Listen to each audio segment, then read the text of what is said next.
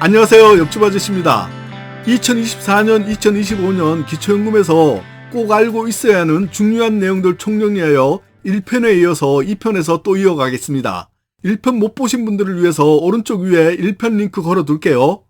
어이없는 단순한 행동으로 기초연금을 못 받는 경우 1편에서 3가지를 말씀드렸는데요. 추가로 말씀드릴게요.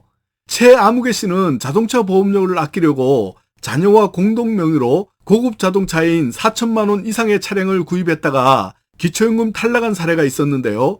이렇게 자녀와 공동 명의로 차량을 구입하면 지분이 20% 정도로 적더라도 모두 부모의 지분으로 포함되므로 기초연금에는 하면 안 되는 행동 중에 하나입니다.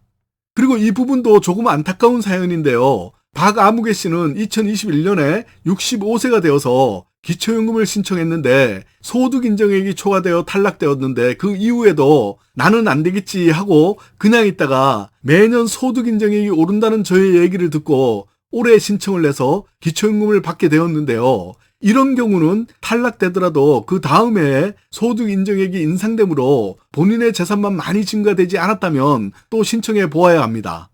박아무개 씨 같은 경우는 2024년에 신청해서 기초연금을 받았다면 2년이나 손해를 본 경우입니다. 금액으로 따진다면 단독 가구였다면 2년간으로 대략 최대 824만 원, 부부 가구였다면 2년간으로 대략 최대 1320만 원을 손해본 것입니다. 정말 큰 돈이죠. 그래서 저는 탈락되더라도 무조건 매년 신청해 보시라고 조언드리고 있습니다. 마지막 부분에서 잊어먹고 있어도 편하게 신청할 수 있는 방법 한 번 더 알려드릴게요. 이번에는 주의사항입니다. 자녀에게 일찍 재산을 증여하는 것입니다. 결론을 먼저 말씀드릴게요. 기초연금을 받기 위해서 자녀에게 증여하는 것은 별로 의미가 없습니다.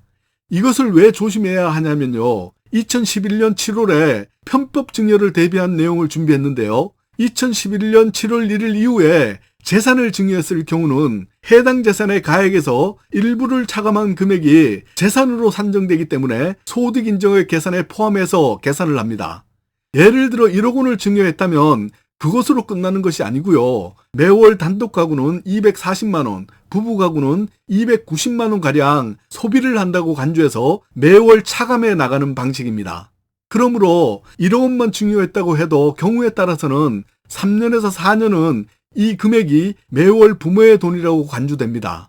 그렇다면 1억 원 이상을 증여했다면 훨씬 더 긴 기간이 소요되므로 기초연금을 받기 위한 편법 증여라면 의미가 별로 없게 됩니다. 기초연금을 계산할 때 금융자산은 3개월 평잔을 소득인정액으로 계산하는데요. 금융자산이 변동이 생기는 경우는 증빙자료를 제출하도록 요구를 할 수가 있습니다.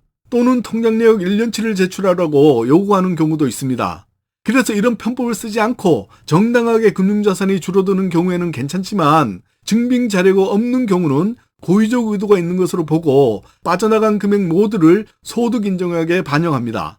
그리고 부정수급에 해당이 될 수도 있습니다. 그 외에 무신고 모임이나 동호회 등에서 총무나 회비 관리를 하시게 되면요. 기초연금에서는 불필요한 행동이 됩니다. 이 부분도 본인의 금융자산으로 모두 반영될 수 있으니까요. 그리고 많이 질문하시는 은행 통장에 얼마나 가지고 있으면 기초연금 받는데 문제가 없는지 질문을 많이 하시는데 지금부터 알려드릴게요. 만 65세가 되면 기초연금 대상자가 되고요. 생일의 전달부터 신청이 가능한데요. 이렇게 신청을 하면 소득인정액 계산을 해서 소득인정액 이하이면 기초연금을 받을 수 있습니다. 소득인정액 계산을 할 때 등 몇 가지 함께 예로 말씀드릴 텐데요. 제가 1편에서 처음에 알려드린 내용 같이 생각하면서 들으시면 이해하시기가 편하실 겁니다. 자, 먼저 통장 잔액이 얼마까지 있어도 괜찮은지 알아보겠습니다. 소득인정액 계산을 할 때 소득인정액은 소득평가액 더하기 재산의 소득환산액인데요. 재산을 보면 재산에는 부동산, 자동차, 금융재산, 이자소득, 근로소득 등을 봅니다.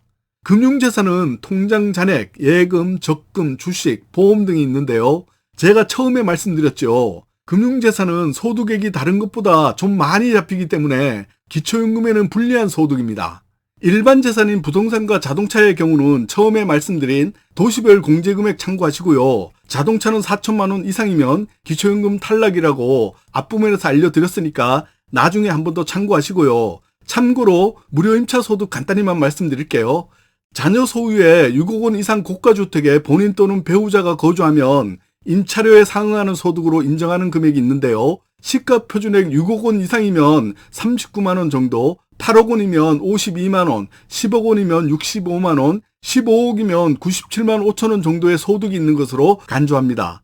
통장 잔액이나 예금 등의 금융재산 계산 방법은 예를 들어서 설명드릴게요. A씨가 다른 부동산이나 자동차는 조금밖에 안 되는데 금융재산 중 통장에 2억 원 있고 이자가 3.5%라면 먼저 금융재산은 2천만 원 공제해 준다고 했잖아요. 그러면 1억 8천만 원이 됩니다. 여기에다가 소득 환산율 4%를 곱해주면 720만 원이 되고요. 12개월로 나눠주면 월 소득 환산율은 60만 원입니다. 그런데 이자가 3.5%라고 했잖아요. 2억 원 곱하기 3.5% 하면 700만 원이고요. 12개월로 나누어주면 월 평균 이자 소득은 58만 3천 원이 됩니다. 그런데 이자 소득 기본공제액이 4만 원이 있거든요. 그러므로 최종 이자 소득은 54만 3천 원입니다. 이 둘을 합해주면 2억 원의 통장 잔액에 대한 월 소득 인정액은 114만 3천 원이 됩니다. 2024년 가구별 소득 인정액도 처음에 말씀드렸듯이 단독 가구는 213만 원 이하, 부부 가구는 340만 8천 원 이하이므로 예를 들어서 단독 가구였다면 2억 원이 현금으로 통장 잔액에 있어도 기초연금을 받을 수 있다는 얘기입니다.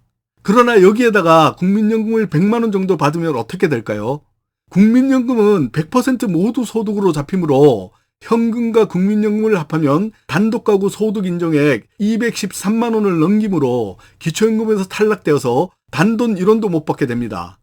이렇게 기초연금에는 국민연금이 불리하다는 얘기이고요. 그러나 국민연금은 안 받고 있다고 가정하고 통장에 2억 원이 있고 대신 근로소득이 월 250만 원을 받는다면 어떻게 되는지 한번 볼게요. 1편에서 말씀드렸지만 근로소득은 2024년에 먼저 110만 원을 공제해주고 여기에다가 추가로 30%를 공제해준다고 했으니까요. 계산해보면 250만 원 빼기 110만 원 곱하기 30% 하면 42만 원이 됩니다. 그러면 2억 원에 대한 소득 인정액이 114만 3천 원 더하기 근로소득 42만 원을 더하면 소득 인정액이 156만 3천 원이므로 기초연금을 받을 수 있습니다. 예를 들어서 단독 가구로 설명했지만 이처럼 기초연금에는 국민연금은 불리하고 근로소득은 공제를 많이 해주므로 아주 유리한 소득이 됩니다. 추가로 조금 더 말씀드리자면 단독 가구인 경우 대략 계산해서 통장에 3억 원은 괜찮은 것 같고요. 통장에 4억 원이 있으면 단독 가구인 경우 기초연금에서 탈락되어서 한 푼도 못 받게 됩니다. 이 부분에 대해서는 대략적으로 말씀드린 것인데요. 추가로 질문이 있는 경우 좀 더 자세히 영상으로 만들어서 올려드릴게요. 부부 가구인 경우는 소득 인정액이 340만 원 정도 되니까 좀 더 큰 많은 통장 잔액 금액도 기초연금을 받을 수 있게 됩니다. 오류나 좀 더 구체적이고 새롭게 하시는 꿀팁이나 정보 있으면 댓글로 정보 공유 부탁드리고요. 신청 방법 알려드리겠습니다. 다시 한 번 더 말씀드리지만 기초연금은 꼭 신청하셔야 합니다. 신청 안 해서 매년 못 받는 분들이 20만 명이 넘는다고 하니까 참고하시고요. 먼저 거주지 동주민센터에 방문해서 신청하시면 되고요. 몸이 불편하신 분들은 국민연금 콜센터 1355로 전화하셔서 찾아뵙는 서비스를 활용해서 신청도 가능합니다. 인터넷 신청은 복지로 홈페이지에서 신청하시면 됩니다. 기초연금을 신청했지만 탈락하신 분들은 수급희망 이력관리제를 신청해 놓으시면 선정 기준액 상향 등으로 기초연금 수급이 가능할 것으로 판단되는 경우 5년간 재신청을 하라는 안내를 해주고 있습니다. 안내를 받았다고 그냥 가만히 계시면 안 되고요. 반드시 신청하셔야 합니다.